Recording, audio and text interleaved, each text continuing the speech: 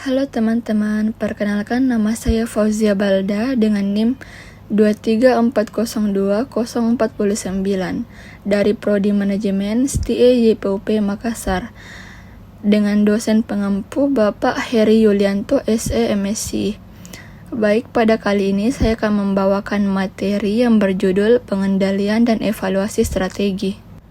Baiklah, marilah kita masuk ke pembahasan pertama, yaitu pengertian dan tujuan pengendalian strategi. Pengendalian strategi adalah proses pemantauan dan evaluasi terhadap pelaksanaan strategi perusahaan.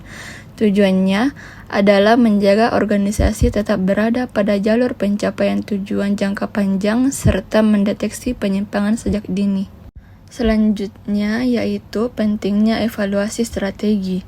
Evaluasi strategi penting karena kondisi internal dan eksternal perusahaan selalu berubah.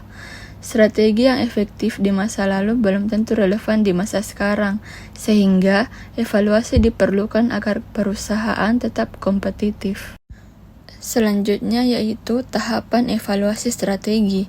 Evaluasi strategi dilakukan melalui 3 tahap utama, yaitu meninjau faktor internal dan eksternal, mengukur kinerja perusahaan, serta menentukan tindakan korektif. Tahapan ini membantu manajemen menilai keberhasilan strategi secara menyeluruh. Adapun peninjauan faktor internal dan eksternal, peninjauan faktor internal mencakup sumber daya manusia, struktur organisasi, keuangan dan operasional. Sementara itu, faktor eksternal meliputi perubahan pasar, persaingan, teknologi dan regulasi yang memengaruhi strategi perusahaan. Selanjutnya, pengukuran kinerja strategi dan alat ukur kinerja. Pengukuran kinerja strategi bertujuan mengetahui sejauh mana strategi berhasil diterapkan. Kinerja dapat dinilai dari aspek keuangan, operasional, manajerial, dan kepuasan pelanggan sebagai dasar evaluasi strategi. Selanjutnya yaitu alat ukur kinerja. Perusahaan menggunakan berbagai alat ukur seperti Key Performance Indicators, Balance Scorecard, benchmarking, dan analisis laporan keuangan. Alat ini membantu penilaian kinerja secara objektif dan terukur. Adapun salah satu alat ukur dari pengendalian strategi yaitu Balance Scorecard. Balance Scorecard menilai kinerja perusahaan dari 4 perspektif, yaitu keuangan, pelanggan, proses bisnis internal, serta pembelajaran dan pertumbuhan. Pendekatan ini memberikan gambaran kinerja yang lebih menyeluruh. Adapun tindakan korektif dan peran manajemen. Jika hasil evaluasi menunjukkan penyimpangan, perusahaan perlu melakukan tindakan korektif berupa penyesuaian strategi atau kebijakan.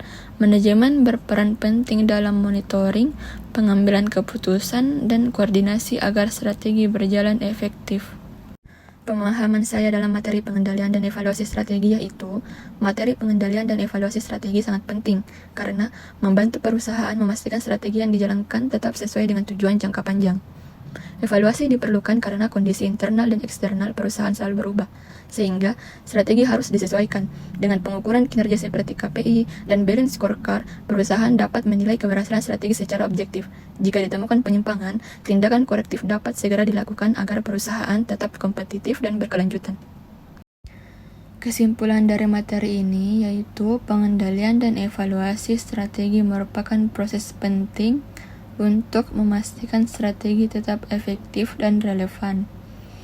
Dengan evaluasi yang baik, perusahaan dapat beradaptasi terhadap perubahan dan mencapai tujuan jangka panjang.